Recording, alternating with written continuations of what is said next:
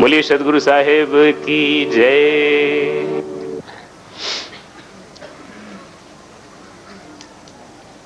पूजनीय संत समाज, प्रिय सज्जनों तथा देवियों, कबीर साहब के उपदेश जग जाहिर है। बच्चों की पढ़ाई में जो आता है साधारण रूप से, उसमें भी कई बातें आ जाती हैं। गंभीर बातें तो उसमें नहीं आती हैं, लेकिन सामान्य बातें उसमें भी सूत्र रूप में थोड़ी थोड़ी आ जाती हैं और उनकी वाणी पूरे भारत में पढ़ाई जाती है। इसलिए उनके उपदेशों की भनक किसी के कान में न पड़ी हो ऐसा नहीं है, लेकिन कबीर का सम्यक उपदेश उनका बीजक पढ़ करके जाना जा सकता है। उनका मुख्य ग्रंथ बीजक है, साखी ग्रंथ है, जो 3500 साखियां जिसमें हैं, जिसमें मैंने 1100 साखियां लेकर के कबीर अमृतवाणी के नाम से टीका करके छापी थी और आज तक उसके तो बहुत संस्करण निकल गए। शायद 1 दर्जन तक होगा, 1 दर्जन संस्करण निकल गए। और बीजक के अलावा जो पद हैं, कबीर भजनावली नाम से यहाँ से प्रकाशित है। 501 भजनों का कहत कबीर, उसमें थोड़े मोड़े बीजक के पद हैं और सब बीजक के बाहर के पद हैं। कबीर की वाणी बहुत मानी जाती है और सब में मिलावट है, इसलिए उसको बीजक के आधार पर छांट करके मैंने कहत कबीर और कबीर अमृतवाणी, ये 2 का अनुवाद करके टीका करके और प्रकाशित किया है। मुख्य ग्रंथ बीजक है। अगर कबीर साहब के विचारों के सम्यक स्वरूप को समझने का शौक है तो आपको बीजक पढ़ना चाहिए, जो 2 खंडों में व्याख्या के रूप में यहाँ उपलब्ध है। उसी आधार पर मैं कुछ बातें आप लोगों के सामने पेश करूंगा। हम लोग आदमी हैं, मनुष्य हैं, तो पहला कर्तव्य है कि आदमी को आदमी की निगाह से देखा जाए। सबको ये शौक है कि हम हीन न माने जाएं। कोई हीन अपने को पसंद नहीं करता। कबीर साहब की पहली अपील है कि मनुष्य मनुष्य मिले तो मनुष्य की निगाह से देखे और मनुष्यता का व्यवहार करे। अतिथि सत्कार में जहां बात आती है धर्मशास्त्रों में, आजकल पारक प्रकाश में वेद के संदर्भ छपते हैं। हर अंक में एक संदर्भ छपता है, इसमें बहुत से लोग जानते हैं। वेदों पर मैं लिख रहा था, वेद क्या कहते हैं, वेद क्या कहते हैं, वेद में विषय क्या है, इस पर 122 संदर्भ लिखा हो। ग्रंथ पूरा हो गया है, छपने पर एक कबीर दर्शन जैसा होगा। उसके एक एक संदर्भ पारक में छपते हैं। अक्टूबर अंक में आतिथ्य छपा है, तो वेद में ही काफी बढ़िया है। लेकिन उसकी प्रस्तावना में मैंने दिया है अतिथि किसे कहते हैं और अतिथि के लिए क्या भावना होनी चाहिए। तो धर्मशास्त्रों में लिखा है, दरवाजे पर जो आए उससे न पूछे तुम किस जात के हो, तुम्हारा गोत्र क्या है, तुम्हारी शिक्षा कितनी है, ये सब न पूछे और उसका आदर करें। ये धर्मशास्त्र भी कहते हैं। मानवता क्या है? जो हम दूसरे से अपने लिए चाहते हैं वह दूसरे के लिए करें। मानवता बुनियाद है, धर्म की बुनियाद है, अध्यात्म की बुनियाद है। मानवता ही हमारे जीवन में न रहे तब धर्म कर्म क्या है? मानवता है कि मानव को हीन न समझा जाए, और मानव को हीन समझा गया है पूरी दुनिया में। गोरे लोग काले लोगों को मोहल्ले में घुसने नहीं देते थे, आज भी दुनिया में कहीं कहीं ऐसा है। अहंकार राजा हर जगह है। बहुत बचपन की बात है, एक मुसलमान के मुख से सुना एक दूसरे मुसलमान के लिए, वो तुर्क है ना। तो मुझे आश्चर्य हुआ कि भाई उसे तुर्क ये क्यों कहता। वो कहे तुर्क है ना, तो जिस खानदान के होंगे, शेख हो, सैयद हो, कुछ हो, दूसरे को नीच समझते होंगे। ये रोग हर जगह है। हिंदुओं में ये रोग ज्यादा पनपा है, और इस रोग के पनपे लंबा समय बीत गया। भारतवर्ष का अथवा पूरे संसार का प्राचीनतम ग्रंथ ऋग्वेद है। ऋग्वेद में ऐसी बात नहीं। वैदिक ऋषि स्वाभिमानी तो हैं, लेकिन जाति मान करके छूत छूत होती है, कोई छोटा होता है, ऐसी चर्चा नहीं। वर्ण व्यवस्था होने के बाद धीरे धीरे जकड़ता गया। वर्ण व्यवस्था के 3 संस्करण हुए हैं। पहला संस्करण है काम का बंटवारा, दूसरा संस्करण है योग्यता के अनुसार वर्ण व्यवस्था का स्वरूप ढालना, तीसरा संस्करण है जन्म के अनुसार मान लेना। पहला संस्करण है कि काम का बंटवारा कर लिया जाए। छोटा परिवार था उनका, तो विद्या शिक्षा इत्यादि में जो लगे उनको ब्राह्मण कहा गया। शासन व्यवस्था देखे उनको राजन्य कहा गया, व्यापार की उनको वैश्य कहा गया। पंचजन वेदों में बारंबार आता है, पंच दोनों प्रयोग है। 5 जन कौन है, कहीं भी उसकी व्याख्या नहीं है, सभी वेदों में कहीं भी व्याख्या नहीं, क्योंकि उनको सरल लगता था कि 5 जन जो हम कह रहे हैं तो बिल्कुल सरल है। इसलिए चारों वेदों में एक जगह मैंने नहीं देखा कि पंचजन की व्याख्या लिखी हो, विवरण दिया हो उन्होंने। पंचजन बारंबार कहा। 5 जन हवन करते हैं, 5 जन एक साथ रहते हैं, अनेक अनेक प्रकार से अपना अपना भाष्य लोग किए हैं। लेकिन जो अधिक उज्ज्वल है, साणाचार्य ने भी जिसको स्वीकारा है, वह है ज्ञानी, शासक, व्यवसायी, शिल्पी और श्रमिक। ज्ञानी जो ज्ञान का काम करें, शिक्षा दें, आध्यात्मिक ज्ञान तपस्या में लगे रहें, दूसरों को उपदेश दें, ज्ञानी। और शासक जो शासन करें, और व्यवसायी जो व्यापार करें, और शिल्पी, कारीगर और श्रमिक मजदूर दल। ये 5 यज्ञ करते हैं, पंचजन यज्ञ करते हैं। ये वेद में बारंबार आता है। इसलिए लगता है कि कोई ऊंच नीच की भावना नहीं थी, सब यज्ञ करते थे।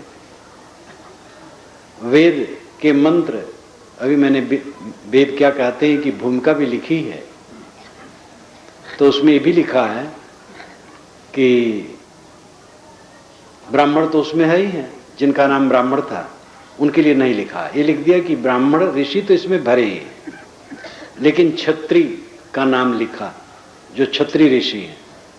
और उसके सामने मैंने वेद और नंबर भी दिया कि कोई वहां पढ़ सकता है। वैश्य का लिखा, वैश्य 1 मिले, उसमें भी संदेह है, लेकिन शूद्र तो काफी है, और स्त्रियां उससे काफी है। और दुर्भाग्य है कि करीब 2500 वर्षों से शूद्र और स्त्री को वेद पढ़ने का अधिकार नहीं। शूद्र भी नहीं पढ़ सकते, स्त्रियां भी नहीं पढ़ सकती। अब ये अलग बात है कि आज कोई भी पढ़ता है, लेकिन ऐसा दबदबा बनाए थे। कारुरहम ततोभिषक उपल प्रक्षणी नना नाना धियो वसु यव अनुगायुतस्थिम इंद्राय इंदो परिश्रवा है।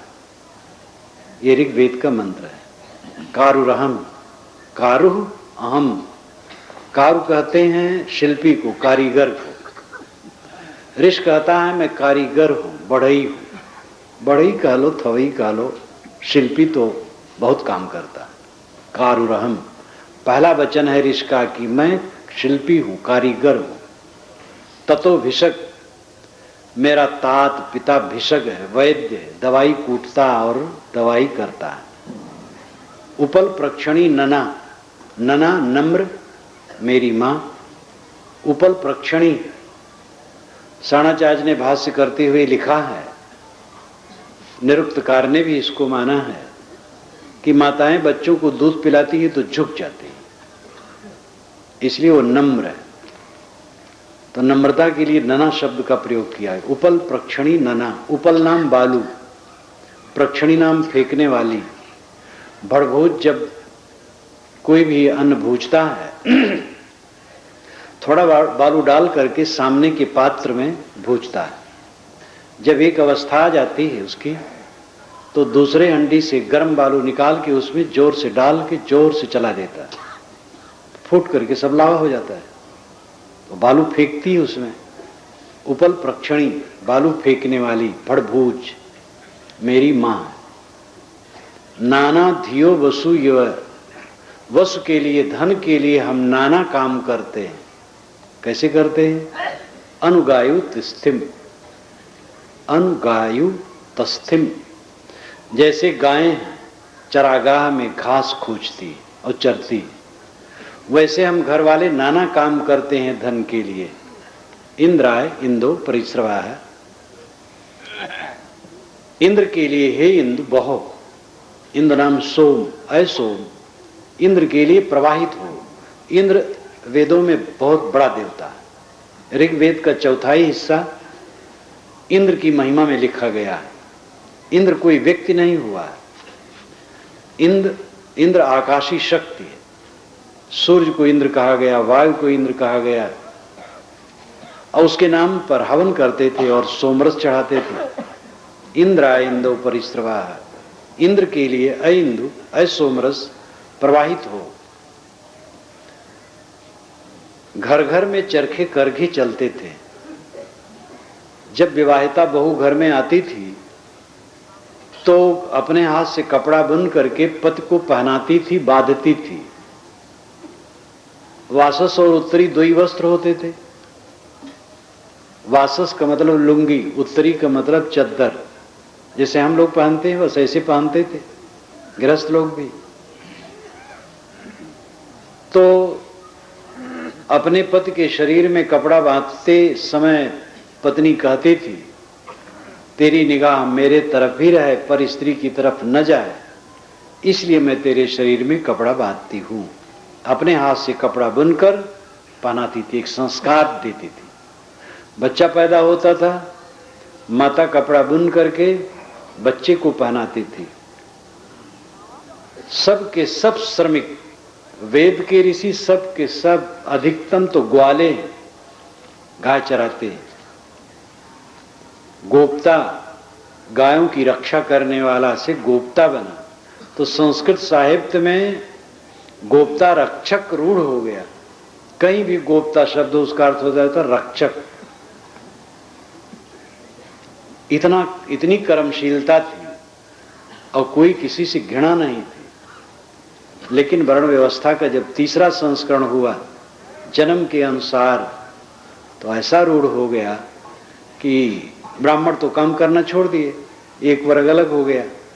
तो जो मोटा काम करे वो छोटा मान लिया गया। और धीरे धीरे धीरे धीरे भारतवर्ष के नस में ये एहसास समा गया कि मोटा काम करने वाला छोटा है, फिर अछूत है। अछूतत्व की भावना बहुत बढ़ गई, नीच मानने की भावना बहुत बढ़ गई। वेद जब स्वयं कहते हैं कि पंचजन यज्ञ करते हैं तो उसमें कौन अलग है? श्रमिक भी शैली के अनुसार, रूढ़ के अनुसार कहो तो ब्राह्मण, क्षत्रिय, वैश्य, शूद्र, निषाद, ये पंचजन है। और उसको और सार्वजनिक ढंग से कहा जाए तो ज्ञानी, शासक, व्यवसायी, शिल्पी, श्रमिक। तो इसमें कौन अपना पराया है? परंतु बात भूल गई और वर्ण व्यवस्था ने मानव समाज में हीन भावना, अवहम भावना भर दिया। जिनकी योग्यता कुछ नहीं है अपने को वर्ण के आधार पर उच्च मान लिए, जिनकी योग्यता काफी है उनके मन में ऐसा बैठा दिया गया कि तुम नीच हो, संस्कारगत हो गए। ये बड़ा दुर्भाग्यपूर्ण हो और इसका तरल रूप पूरी दुनिया में है। मैंने पहले कहा ऊंच नीच की भावना, ये मानव का भयंकर दोष है। मानव क्या चाहता है? यही चाहता है कि हमारा सम्मान हो। मानव के नाते मानव महान है और क्या चाहिए। इसलिए जितने लोग यहां बैठे हैं, मेरा निवेदन है कि आप किसी से जाति न पूछें, न साधु से पूछें, न गृहस्थ से पूछें। उत्तर प्रदेश में तो रास्ता रास्ता चलते कहते भैया कौन दूध हो। जात न पूछो, जात तो एक है, मानव की जात है बस। और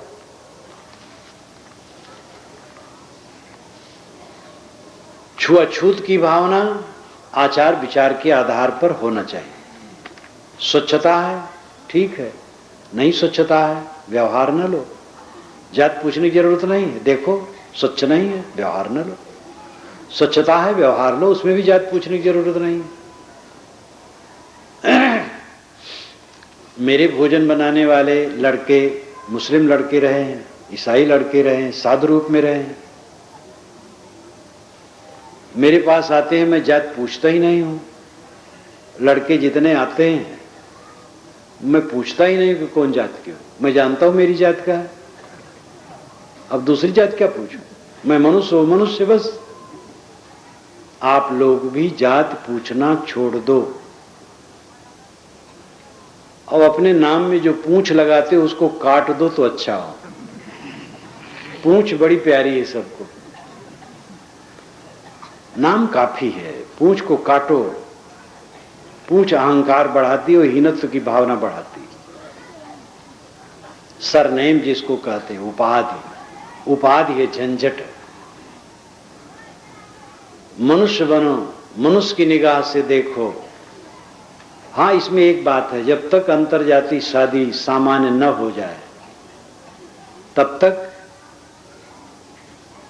विवाह के समय पूछ लो। लड़का लड़की से विवाह करना है तो लड़की का क्या गोत्र है, लड़का क्या है, पूछ लो, जब तक अंतरजातीय शादी सामान्य न हो जाए। वैसे आज भी चल रहा है, अंतरजातीय शादी चल रही है। अंतरजातीय शादी होनी चाहिए कि नहीं, ये मेरा कोई पक्ष नहीं। इतना ही कहना है कि अगर आप अंतरजातीय शादी पसंद नहीं करते हैं तो पूछ ले विवाह के समय बस, और बाकी समय न पूछे किसी से। खान पान का व्यवहार शुद्धता के आधार पर ले, व्यवहार बर्ताव संगत शुद्धता के आधार पर ले। अगर ये एक बात मान लिया जाए तो इस समाज का कितना कल्याण हो जाए, जिसको हिंदू समाज कहते हैं। और फिर मुस्लिम समाज, ईसाई समाज, सब समाज में रोग है अपने ढंग का, सबका हित होगा, मानो मानो बने। मेरे यहां तो मुसलमान भी नहीं पूछा जाता, पूछे नहीं जाता है कौन है, जो हो मनुष्य बस, सब भाई हैं, इसमें दूसरा कौन है। जब कभी कोई घटना घट जाती है तो संस्मरण आ जाता है। आप लोगों के सामने कहा करता हूं, कई बार कहा हूं। एक बार कुआं के पास में मैं नहा रहा था तो एक लड़का पानी भरने आया, युवक। तो एक सज्जन खड़े थे, कहे रुको रुको रुको। मैंने कहा क्यों इसको रोक रहे हो? कि साहब ये हरिजन है। तो मैंने कहा तो मेरा भाई, मैं भी हरिजन हूं भैया, भरो। हरिजन दुर्जन दो होते, आप क्या बनना चाहेंगे, हरिजन की दुर्जन? स्वयं निर्णय ले लीजिए। हरिजन नहीं बनते हो तो दुर्जन हो फिर। साहब कहते हैं हरिजन हंस दशा लिए डोले। हरिजन की प्रशंसा साहब ने बहुत की है। हरिजन नाम ज्ञानी। गांधी जी ने लोगों की मानसिकता बदलने के लिए हरिजन नाम रखा, तो हरिजन फिर अछूत मान लिया गया। ये दुर्भाग्य है हमारा।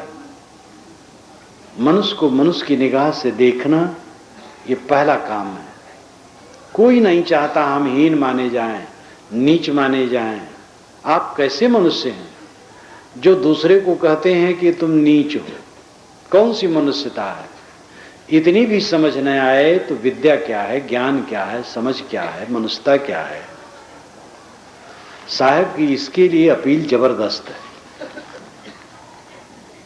उनकी वाणियों में एक त्वचा हाड़ मलमूत्रा, एक रुधिर एक कूदा, एक बुंद से सृष्टि रची है, को ब्राह्मण को शूद्रा। रजोगुण ब्रह्मा, तमोगुण शंकर, सतोगुणी हरि होई। कहीं कबीर राम रम रही है, हिंदू तुर्क न कोई। कोई हिंदू मुसलमान नहीं है, कोई ब्राह्मण शूद्र नहीं है, सब मनुष्य हैं। मनुष्य से प्रेम करो। उन्होंने मानसिक प्रदूषण को दूर करने का प्रयास किया। भूत प्रेत लोग मानते हैं। प्रेत का मतलब वह जो चला गया, भूत का मतलब बीत गया। भूत प्रेत की कोई योनि नहीं, कोई खानी नहीं। ये मानसिक भ्रम है। किताब में लिखा है, किताब में तो वेद तक में लिखा है। अथर्व वेद में तो झाड़ फूक बहुत है और जड़ में है। सोना धारण करने से लाभ होता है, ये नग पहनने से लाभ होता है, ये अथर्ववेद में है। मैंने इसको भी लिखा है और समीक्षा भी की है। जब इतनी गहराई में है तो आज क्यों न चले? सोना धारण करने से कोई लाभ नहीं होगा और नग धारण करने से कोई लाभ नहीं होगा।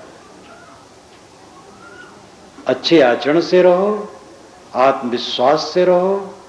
सोना और नग आपका उद्धार करने वाले नहीं।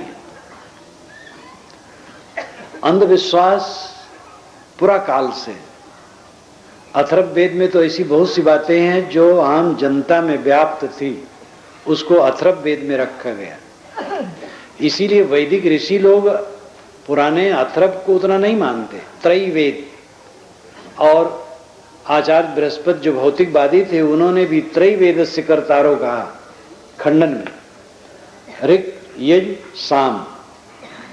ऋग्वेद से स्तुति की जाती थी, सामवेद गाया जाता था। सामवेद ऋग्वेद ही है। सामवेद में कुल अपना 75 मंत्र हैं, बाकी सब ऋग्वेद का है, लेकिन गाने के लिए अलग बनाया गया है।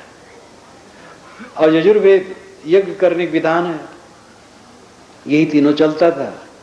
अथर्व का संकलन पीछे हुआ, भाषा से साफ जाहिर होता है।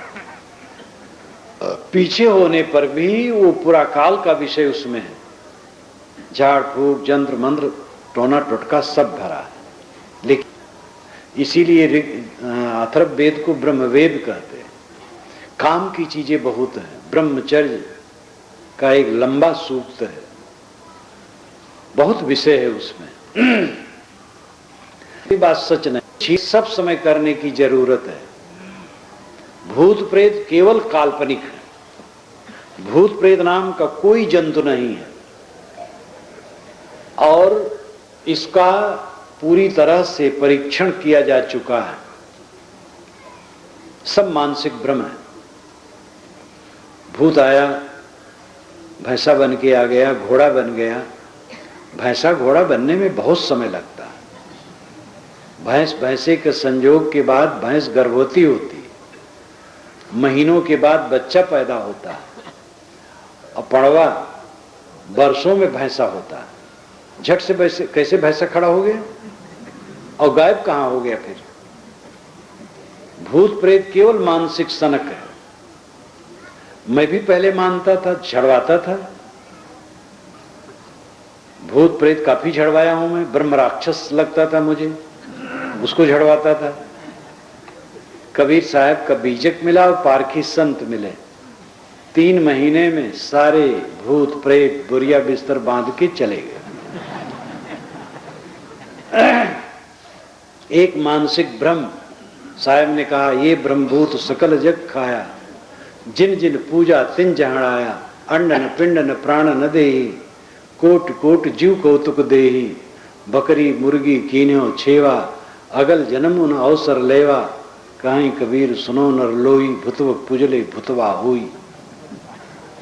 भूत पूछते हो इसलिए भूत का भ्रम तुम्हें खड़ा होता, भूत उत कुछ है ना अंड है न पिंड है न प्राण है न दे, उसमें कुछ नहीं है, कल्पना है तुम्हारी। भूत प्रेत नाम की कोई वस्तु नहीं। देवी देवता प्राणी है। वेदों में देव प्रकृति शक्ति को माना गया है। वेदों के निरुक्तकार प्रसिद्ध यास्क मुनि है, ये आज से 2800 वर्ष पूर्व हुए हैं, ईसा से 800 वर्ष पहले हुए हैं। उसके पहले 22 निरुक्तकारों का उन्होंने नाम लिया है अपने निरुक्त में, लेकिन उन 22 का कोई शास्त्र नहीं है, केवल यास्क का है जो आज से 2800 वर्ष पूर्व रचना है। उसको पढ़ करके वेदों का अर्थ करने में सरलता होती है, और उसी का आधार लेकर के 8-2500 वर्षों से भाष्य होते रहे। उन्होंने लिखा 3 लोक माना जाता है, द्युलोक, अंतरिक्ष और पृथ्वी। चांद सितारों का जो मंडल है वो द्युलोक है, दो नाम चमकना, चमकता हुआ मंडल। अंतरिक्ष का मतलब ये आकाश, और भूमंडल। द्युलोक का देवता सूर्य है, अंतरिक्ष का देवता वायु है, पृथ्वी का देवता अग्नि है। ये निरुक्तकार ने 3 ही देवता माना है, 3 देवता हैं केवल। द्युलोक में सूर्य, अंतरिक्ष में वायु, पृथ्वी पर अग्नि। वेदों को पढ़ करके तो साफ हो जाता है, प्राकृतिक शक्तियों में सूर्य के इर्द गिर्द सभी देवता घूमते हैं। एकम सद विप्रा बहुधा वदंती, ये ऋग्वेद के मंत्र का अंश है। तो एक सत्य को विद्वान लोग अनेक प्रकार से कहते हैं। वह एक सत्य क्या है? आदित्य, सूर्य। सूर्य सविता रूप में ही उपासना में गायत्री मंत्र बना है। सविता कहते हैं प्रेरिता। साणाचार्य ने भाष्य करते हुए लिखा है, उदयात पूर्व भावी सविता, उदयास्तमय वर्ती सूर्य। उदय के पूर्व उसको सविता कहते हैं, और उदय से अस्त तक के समय को सूर्य कहते हैं। तो सविता मंत्र है, तत्सवितुर्वरेण्यं भर्गो देवस्य धीमहि धियो यो नः प्रचोदयात्। ये ऋग्वेद के 3 मंडल के 62वें सूक्त का 10वां मंत्र है, और ये विश्वामित्र की रचना है। इसमें बुद्धि को प्रेरित करने की बात की गई है। सूर्य सविता प्रकाश स्वरूप है, उसका हम ध्यान करते हैं, वो हमारी बुद्धि को प्रेरता है। ये इसका सामान्य अभिप्राय है। सारे देवता सूर्य के इर्द गिर्द, अश्वनी, उषा और दधिका, दधिक्रा, कितने देवता हैं जो सब सूर्य हैं। दधिक्रा एक देवता है, उस पर भी मैंने एक प्रसंग लिखा, दधिक्रा। दध नाम दही, क्रा नाम बिखेरना। सूरज उगता है तो उगते उगते मालूम होता चारों तरफ दही बिखेर रहा है, इसलिए दधिक्रा उसका नाम है। अश्वनी, अश्वाला। संस्मरण आया, एक लड़का है मेरे सामने, पढ़िया लड़का, जवान था। मैंने कहा बेटा क्या नाम? कहे अश्वनी। मैंने कहा इसका क्या अर्थ होता है? तो लज्जित होकर खड़ा हो गया। मैंने कहा बताओ। कि एक बार मेरे मास्टर साहब ने कहा, अश्व नाम घोड़ा, अश्वनी नाम घोड़ी, तो तुम्हारे नाम का अर्थ घोड़ी। मैंने कहा, अब मास्टर बेचारा जितना जानता था उतना कहा। अश्व, वेदों में अश्व बारंबार कहा गया है सूर्य की रश्मियों के लिए। सूर्य की रश्मियां अश्व, सूर्य अश्व के रथ पर चलता है। अश्विनी रश्मियां, किरणें। अश्विनी मतलब किरणों वाला, अश्व वाला, किरणों वाला। अश्विनी सूर्य वो किरणों वाला है। तो 3 देवता, द्युलोक में सूर्य, अंतरिक्ष में वायु, पृथ्वी पर अग्नि, फिर और देवता बनते गए हैं उसमें। और सब देवता प्राकृतिक शक्तियां। वे मानते थे कि इनके नाम पर हवन करोगे तो खुश होंगे, पानी बरसाएंगे, सब मंगल होगा, इसलिए वो करते थे। लेकिन उन देवताओं का व्यक्तिकरण हो गया है। जैसे कि इंद्र ही है, उसका व्यक्तित्व ऋग्वेद में इतना चमचमा उठा है कि एकदम लगता है कोई शूरवीर सामने खड़ा हो गया है। कभी हृदय भावुक होता है और वो प्राकृतिक वस्तुओं का भी व्यक्तिकरण करता है, व्यक्ति बना देता है। मेघदूत में कालिदास ने बादलों को कैसा चित्रित किया। यूरोप के विद्वान कविता में प्राकृतिक शक्तियों से बात करते हैं। तो प्राकृतिक शक्तियों का व्यक्तिकरण हो गया है, व्यक्ति के रूप में उसमें चित्रित हो गया है। इसलिए पीछे देवी देवताओं का प्रवाह भारतवर्ष में बहुत चला, आज भी है। पर्वत पर्वत मैयत बिसरवा है और जगह जगह है।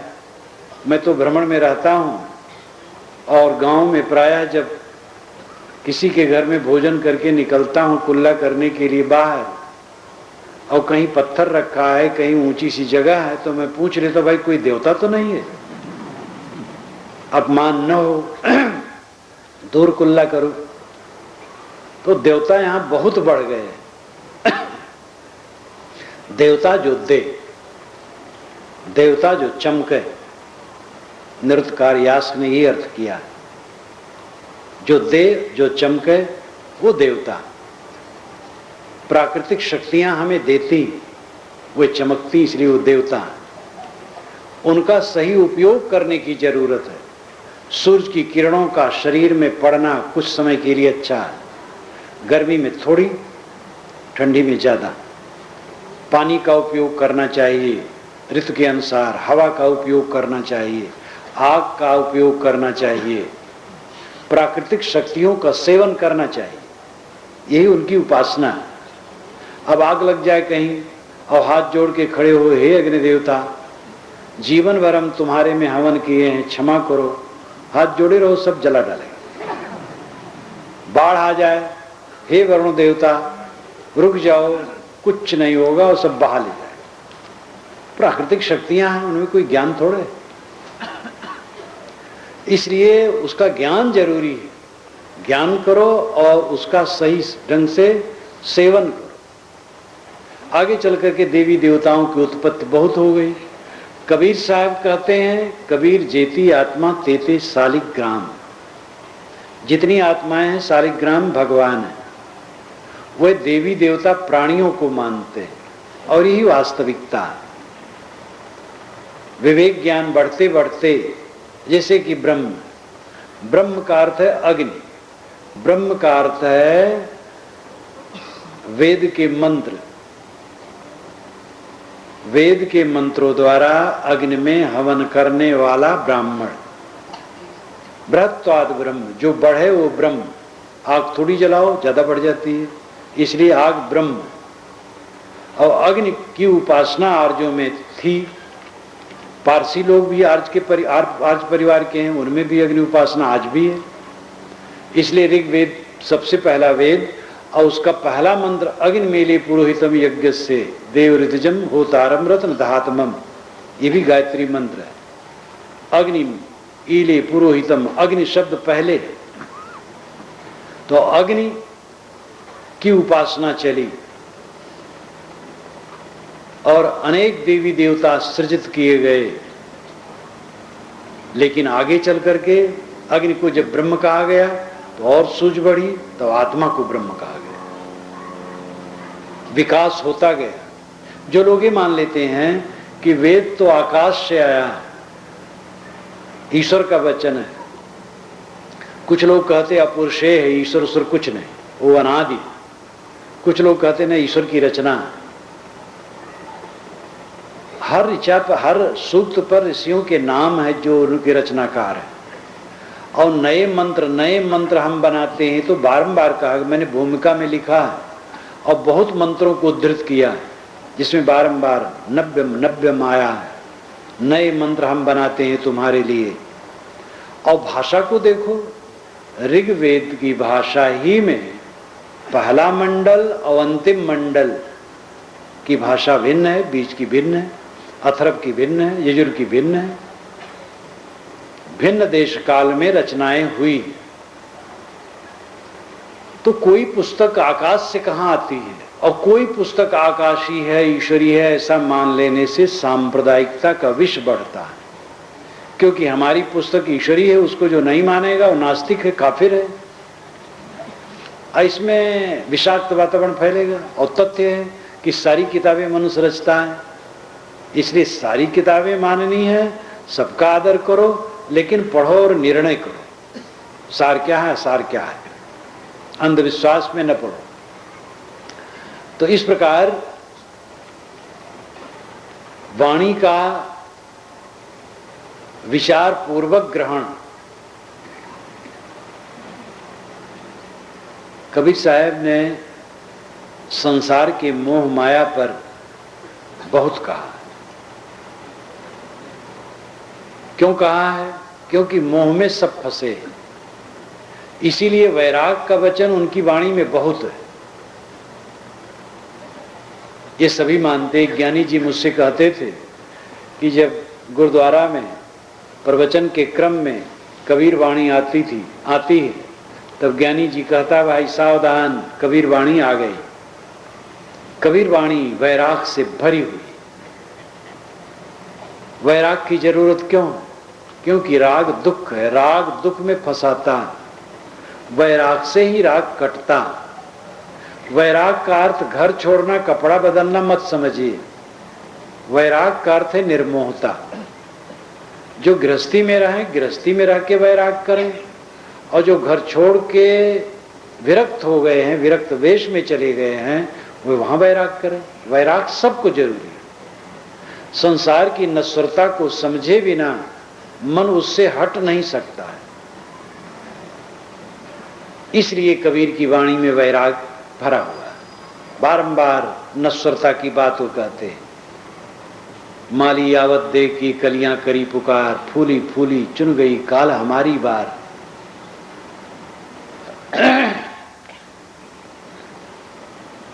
इसलिए वैराग के वचन उनके ग्रंथों में भरे हैं। कबीर साहब ने संप्रदाय की बात नहीं कही। पूरे बीजक में पंथ नहीं है, कहीं कबीर पंथ शब्द नहीं है। कल दो अधिकारी हमारे यहाँ आए थे, दोनों ने भाषण किया था और प्रथम प्रवक्ता ने कहा था कि हमें ऐसा कुछ पंथ, कबीर पंथ की अपेक्षा कबीर समाज कहा जाए तो अच्छा हो, और कुछ ऐसा त्योहार मनाना चाहिए जिससे पूरी मानवता की बात आए। सुझाव बहुत अच्छी बात, बहुत अच्छी सुझाव है। जब वहां पर मेरे पास गए तब मैंने कहा कि भैया पंथ नाम बदल करके समाज रख दो, बात वही रहेगी। कुछ भी नाम बदल दो, काम करने की जरूरत है। कबीर साहब ने तो पंथ कहा ही नहीं। पूरे बीजक में कबीर पंथ शब्द नहीं है, कबीर पंथ की कोई नियमावली नहीं है। प्राप्त विचारों पर समीक्षा है और सत्य का उद्घाटन है पूरे बीजक में। तो कबीर साहब ने तो पंथ बनाया नहीं, लेकिन इतने लोग जब इकट्ठे हो गए तो पंथ तो बनेगा ही, क्योंकि उसको चलाने के लिए कोई नियम देना पड़ेगा, कोई शिष्टाचार रखना पड़ेगा, कुछ पारिभाषिक शब्द होंगे शास्त्रों के, बस पंथ बन जाएंगे। पंथ बनना बुरा नहीं है, संप्रदाय बनना बुरा नहीं, सांप्रदायिकता बुरी, पंथाईपन बुरा है।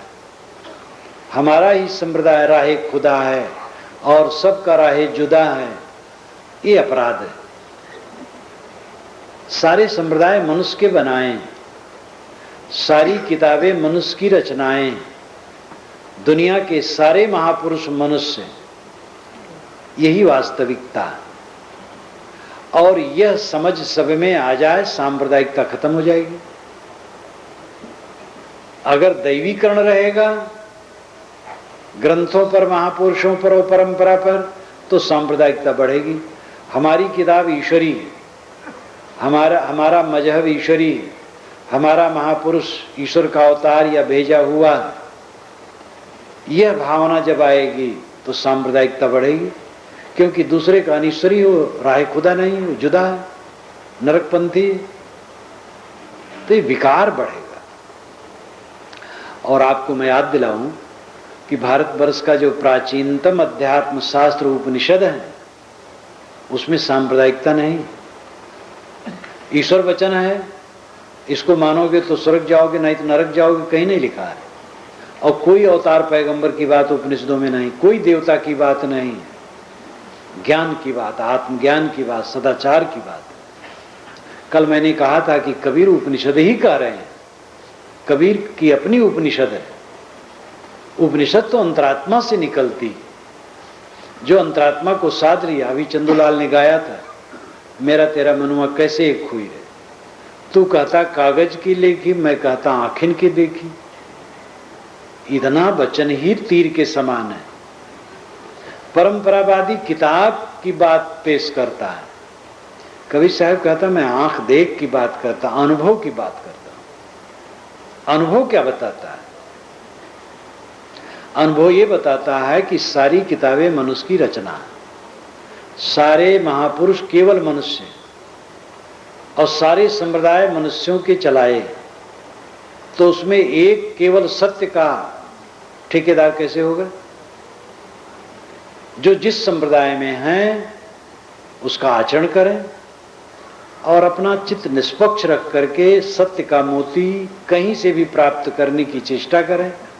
सत्य का मोती उनका अपना आत्मा ही समझना चाहिए, बाहर से कहीं कुछ प्राप्त होता नहीं। निष्पक्ष होकर के कहीं कबीर भटकत फिरे पकड़ शब्द की छाएं। लोग शब्दों की छाया पकड़ करके भटकते हैं, लिखा है लिखा है लिखा है। शब्दों की छाया पकड़ करके न भटको, विचारवान बनो। तो कबीर साहब ने संप्रदायवाद का खंडन किया, जैसे जातवाद का खंडन किया वैसे संप्रदायवाद का खंडन किया। जैसे अमुक वर्ग जन्म से बड़ा है ये कहना गलत, वैसे अमुक संप्रदाय वाला बड़ा है ये भी कहना गलत। और भी एक निवेदन कर दूं, प्राय लोगों में आदत होती है, अरे उस जाति का है, ये जाति वाले सब ऐसे होते हैं। जाति वर्ण को लेकर के निंदा, देश को, क्षेत्र को, प्रदेश को लेकर के निंदा, ये बहुत गलत है। अमुक प्रदेश वाले हैं, ये सब ऐसे ही है। कौन सा प्रदेश दूध का धोया है? एक प्रदेश में मैं था तो अपने प्रदेश की बहुत बड़ाई करने लगे। तो मैंने कहा ये बतलाओ यहाँ के जेल खानों में जो आदमी भरे हैं वो किस प्रदेश के हैं? तो लजा गए। और वहां के प्रदेश के जेल खाने में भी मैं भाषण करने गया हूं, खूब खचाखच भरे थे। कहां बुरे लोग नहीं हैं और अच्छे लोग कहां नहीं हैं। इसलिए प्रदेश को लेकर के कभी किसी को कटु न कहो, ये प्रदेश वाले हैं। सभी प्रदेश में अच्छे बुरे होते हैं, सभी वर्णों में अच्छे बुरे होते हैं, सभी जात वर्ण जो माना गया है, वैसे जात मनुष्य की एक है। लेकिन मान लीजिए जैसे कुर्मी है, मुराव है, बावन है, तेली है, धोबी है, माने हैं, तो उसमें भी सभी ब्राह्मण न तो अच्छे हैं न सब बुरे हैं, न सभी कुर्मी अच्छे बुरे हैं, न सभी मुसलमान अच्छे बुरे हैं, सब में अच्छे बुरे होते हैं। ऐसे संप्रदायों में है। शिक्षा तो अच्छी हर जगह है, लेकिन आदमी तो आदमी है, सभी तो ऐसे नहीं हो जाते हैं। इसलिए वर्ग, वर्ण, जाति, संप्रदाय, देश, गांव, क्षेत्र लेकर के हीन कहना, उच्च कहना, ये समझदारी नहीं। अब आदमी इतना भावुक होता है कि तुरंत तो कहने लग जाता है अरे ये तो इस प्रदेश वाले हैं। तुम अपने प्रदेश का सर्वेक्षण कर लो, पहले अपने घर का कर लो, अपने पड़ोसियों कर लो। अनुदार विचार रख करके कोई सत्य को नहीं समझ सकता है। उदार बनो, सत्य का ठेकेदार कोई संप्रदाय नहीं। कबीर साहब ने इस पर नाम ले लेकर के कहा है, शास्त्रों को चुनौती दी, महापुरुषों को चुनौती दी। उनका हृदय इतना समर्पित था कि जो कुछ निकलता था, जिस दिशा के लिए समन्वय, एकता का सूत्र उनकी वाणी में सर्वत्र है, क्योंकि वो उनका चित्त ही एकतापूर्ण था। अद्भुत जीवन था, अद्भुत मन था। कबीर की बात तो सभी जानते हैं, कबीर का नाम सुनते ही लोग गदगद हो जाते हैं। अरे भाई, कबीर की बात छोड़ो, वो तो बहुत निराले संत। 20 बरस तक मैं जहां रहा पूर्व आश्रम में, ब्राह्मणों के समाज में बराबर आना जाना होता था। किसी ब्राह्मण के मुख से मैंने कबीर की निंदा नहीं सुनी। जब कहीं कोई भजन वजन आ जाए गाने के लिए, अरे भाई कबीर का भजन गाओ, और कबीर की बात आए, कबीर तो निराले थे, कबीर जैसा कौन हुआ। तो कबीर तो ऐसे हैं, सबके लिए प्राणवान और प्राण देने वाले। लोग कहते हैं हम ऊंचे घर में जन्मे होते तो साहस होता, विश्वविद्यालय में पढ़े होते तो साहस होता, धनी होते तो साहस होता, अफसर होते तो साहस होता। कबीर साहब को कुछ पता नहीं, न जात का पता, न पढ़ाई का पता। एक फकीर फक्कड़, और इतना गरजते हैं, उनकी वाणी देखो, हीन भावना कहीं है ही नहीं। कबीर की याद कर लो तो मृत प्राणी में भी, मृत का मतलब ठंडा, कोई प्राण निकल गया वो मृत नहीं, ढीला ढाला आदमी भी बलवान हो सकता है। कबीर स्वर्ण स्तंभ की तरह, और उनकी बातें ऐसी पैनी हैं, ऐसी साफ हैं कि कोई भी समझ करके आचरण करे उसका कल्याण हो जाए। वह संप्रदाय पर जोर नहीं देते हैं, धर्म पर जोर देते हैं। धर्म संप्रदाय में फर्क है। संप्रदाय वह है जो किसी देश काल में बनता है, धर्म वह है जो सब समय व्यापक रहता है। नमाज पढ़ी जाती है 1422 वर्षों से, संध्योपासना तो हजारों वर्षों से है, लेकिन कब से की जाती इसका पता नहीं है। वेदों में संध्योपासना पता नहीं चला। संध्योपासना में गायत्री मंत्र तो लिया गया है, जब से संध्योपासना चली गायत्री मंत्र वहां है, लेकिन संध्योपासना विधान का पता नहीं। पुराना है, लेकिन फिर भी कोई समय से हुआ। कोई पूजा पद्धति, कोई सिस्टम, रीति नीति किसी देश काल में पैदा होती है, लेकिन शील, करुणा, क्षमा, दया ये किसी देश काल में नहीं पैदा होते। ये सब समय, आप चंद्रलोक में चले जाएं, मानो वहां मनुष्य हो, या किसी लोक में, वहां तो मनुष्य नहीं है, किसी लोक में चले जाएं वहां मनुष्य हो और सुसंस्कारित हो, उनमें भी धर्म होगा। लेकिन इस धरती तल का कोई विधान वहां नहीं होगा। न कुरान पाठ होगा, न वेद पाठ होगा, न गीता पाठ होगा, न बीजक पाठ होगा, न बाइबल पाठ होगा, न राम न रहीम, कुछ नहीं, अपने ढंग का कुछ होगा। लेकिन शील का बर्ताव होगा अगर उनमें संस्कार है तो। इसलिए संप्रदाय की बातें जो होती हैं वो देश काल में बनती, धर्म की बात देश काल में नहीं बनती। सदा धर्म जाके हृदय अवसई राम कसौटी कसते रही। सदैव धर्म जिसके हृदय में बसता है वो राम कसौटी से अपने को कसता रहता है। राम कसौटी है अंतरात्मा की कसौटी। धर्म है गणित, ज्यादा खाओगे पेट खराब होगा, संतुलित खाओगे सुखी रहोगे, बहुत कम खाओगे दुर्बल हो जाओगे, कटु कहोगे मन मैला होगा, मीठे वचन कहोगे मन शीतल रहेगा, ठगोगे पीड़ित होगे, ईमानदारी बर्ताव करोगे प्रसन्न रहोगे। ये गणित है। इंद्रियों को लंपट करोगे बिलबिलाओगे, आज और आगे और इंद्रियों पर संयम रखोगे सुखी रहोगे। मन चंचल रखोगे, हल्के रहोगे, हल्कापन जाहिर हो जाएगा। मन गंभीर रखोगे, रानी गंभीर रहेगी। दूसरे से मीठा वचन कहोगे, वो भी मीठा वचन कहेगा। कट कहोगे, कट कहेगा। धर्म गणित है। असली धर्म यही है, शील, क्षमा, दया, करुणा, प्रेम। मजहब की बातें धर्म के रक्षक। नमाज धर्म का रक्षक है। नमाज पढ़ने वाले नमाज पढ़े, कुछ सात्विक भावना आएगी। पूजा करने वाले पूजा करें, प्रार्थना करने वाले प्रार्थना करें। जो जैसा मानता हो कुछ करे, कुछ सात्विक भावना आएगी। लेकिन दुख नहीं दूर होगा। दुख दूर होगा जब विवेक ज्ञान उदय होगा। मन सायर मनसा लहर, बूढ़े बहुत अचेत, काहीं कबीर ते बाँचिए जाके हृदय विवेक। मन समुद्र है, इच्छाएं तरंगे, और इसमें सब डूब रहे हैं। जिसके हृदय में विवेक होगा वो इससे बचेगा। विवेक की जरूरत है। बिन विवेक संसार घोर निधि पार न पावे कोई, ये गोस्वामी जी ने भी कहा। पूजा पाठ से, नमाज से, प्रार्थना से, रोजा से, हज से, तीर्थ से भी सात्विकता मन में आ सकती है। अगर सही भावना से किया जाए तो सात्विकता आएगी। फिर तब आप कभी सत्संग भी करेंगे और आगे प्रगति होगी, कुछ न कुछ लाभ है।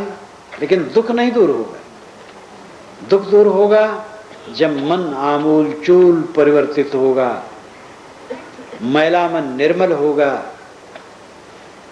शिव संकल्प, आपके संकल्प शिव। यजुर्वेद में 6 मंत्र शिव संकल्प है, बहुत बढ़िया है वो संदर्भ है। हमारा मन शिव संकल्प वाला हो, अच्छा संकल्प करें। कबीर साहब ने कहा, ई मन चंचल, ई मन चोर, ई मन शुद्ध ठगहार, मन मन करते सुर नर मुनि चाहड़े, मन के लक्ष्य द्वार। ये चोर है, ये मन चंचल, ये मन चोर, चंचल है, चोर है, शुद्ध भी है, ठगहार भी। मन मन करते सब भटक जाते हैं। जो मन को संभाले वो धन्य। तेज घोड़ा, बैठना उस पर और उसको सिखाना नहीं। ऐसे बिना सिखाए घोड़े पर बैठना, हाथ पैर तोड़ेगा आपका गिरा करके। लेकिन उसको सिखा लिए और मच गया, फिर तो चलो मंजिल पहुंचो। ये मन तीव्र घोड़ा है, इस पर सब सवार है। और इसका प्रशिक्षण करने वाले कितने लोग हैं?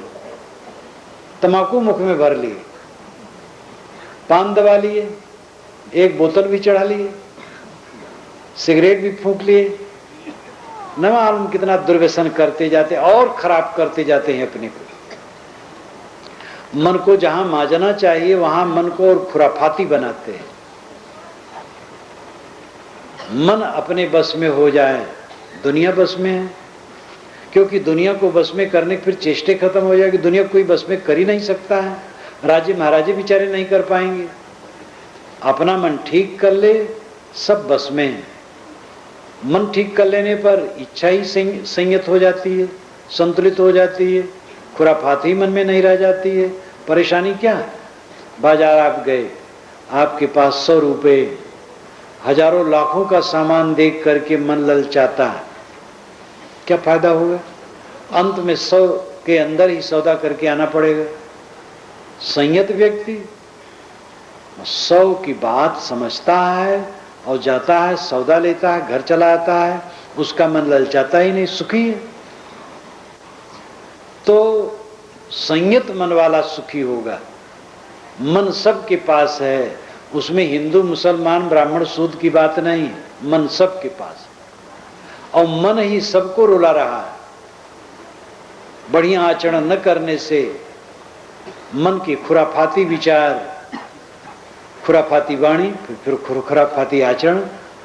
मन खराब होगा, वाणी खराब होगी, मन वाणी खराब होंगे, आचरण खराब होगा, जीवन खराब होगा। ये गणित है, इसमें कोई किसी के लिए मुरव्वत नहीं, क्षमा नहीं, और इसमें कोई परिवर्तन होने वाला नहीं। कोई भगवान भवानी इसको काट नहीं पाएंगे। आप देख ले, किसी दिन ज्यादा दिन भोजन आप कर लेते हो, उस दिन नाम जपो, 5 वक्त के अलावा 20 वक्त नमाज पढ़ो तो भी पचेगा नहीं, क्योंकि आपने ज्यादा भोजन किया। कोई भगवान पचा नहीं पाएगा, कोई देवता पचा नहीं, गुरु बाबा भी नहीं पचा पाएंगे। गुरु बाबा ही ज्यादा खा लें तो उन्हीं पेट खराब हो जाएगा। इस धरती आकाश के बीच में नियमों में क्षमा में कोई गुंजाइश नहीं है। नियमों में कोई क्षमा नहीं, नियम सब पर लागू है। आग जो छुएगा जलेगा। आपने देवी देवता क्यों बनाया है? पाप काट जाए और रिद्धि सिद्धि मिल जाए, इसलिए बना लिया। लेकिन बना करके आप धोखा खा रहे हैं। असली देवता को नहीं समझ रहे, जो कर्म देवता है। इसलिए देवता पूजते जाते हो, दुखी बने रहते हैं और दुराचरण करते रहते हैं। एक तरफ ईश्वर, एक तरफ दुराचार, ये और धोखा है। इसलिए कर्म की पवित्रता ईश्वर है, कर्म की पवित्रता देव है, कर्म की पवित्रता पूजा है। इसलिए साहब ने कहा, जो कुछ करो सो पूजा। मैं जो करता हूं पूजा है। अगर मन पवित्र हो तो कर्म मात्र पूजा है। कोई काम हो पूजा बन जाएगा। टट्टी साफ करना पूजा है, रक्षा करना पूजा है, व्यापार करना पूजा है, खेत जोतना पूजा है, सब पूजा बन जाएगा। और ये संप्रदाय की बात नहीं। नमाज पढ़ना संप्रदाय की बात है और प्रार्थना करना संप्रदाय की बात, संध्या उपासना करना संप्रदाय की बात है। राम और रहीम संप्रदाय की बात है। कोई राम कहा, कोई रहीम कहा, लेकिन मनुष्य का अस्तित्व कोई संप्रदाय की चीज नहीं है। मनुष्य का मन कोई संप्रदाय की चीज नहीं है। मनुष्य की वाणी कोई संप्रदाय की चीज नहीं है। और उसके सुधारने ही से मंगल है। कबीर साहब का बारंबार जोर इस बुनियादी बात पर है। इस पर ध्यान दें। कबीर साहब कहते हैं, परमात्मा मोक्ष कल्याण कहीं बाहर नहीं। जीवन को निर्मल करते जाओ।